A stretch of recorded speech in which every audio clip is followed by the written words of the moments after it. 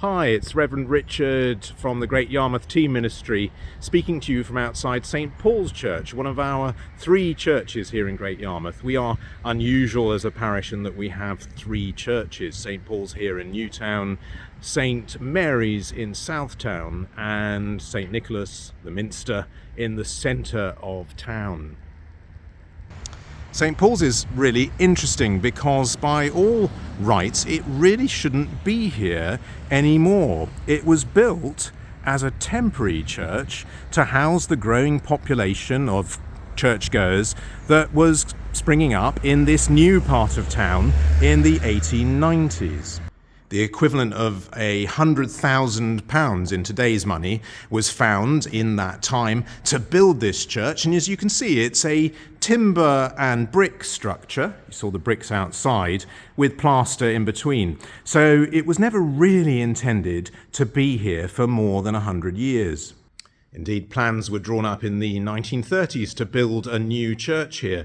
But unfortunately, because of the war and the fact that the Minster was destroyed in the war and had to be rebuilt, those plans were abandoned. And so we're left with this temporary church.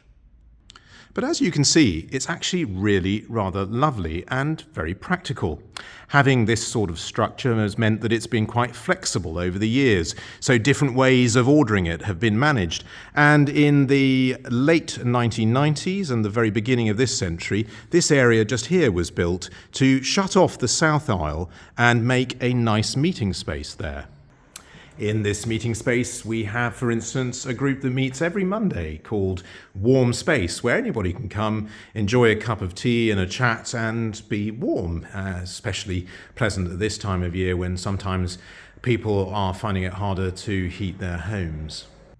We have a service here on most Sundays at 9:30 in the morning when the congregation sits in the nave area, the middle section of the building where I'm standing now.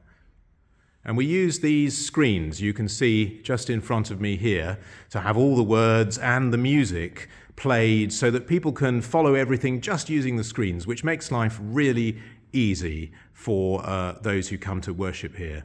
And on weekdays, we hold services in this lovely chapel area here, which is the old sanctuary of the church where the choir used to sit when there used to be a choir here. And now we hold these smaller services here, which is really lovely. It's a really beautiful space to worship in. At the other end of the church, there's also this font where perhaps you were baptized, and we'd love to hear from you if you did have your christening, your baptism in this font, or perhaps your parents were married here, or you were married here, or someone you know was married here, or perhaps you've also said goodbye to a loved one here at a funeral. Do get in touch and let us know. We'd love to hear from you. One of the other great features of this church is that it has a church hall.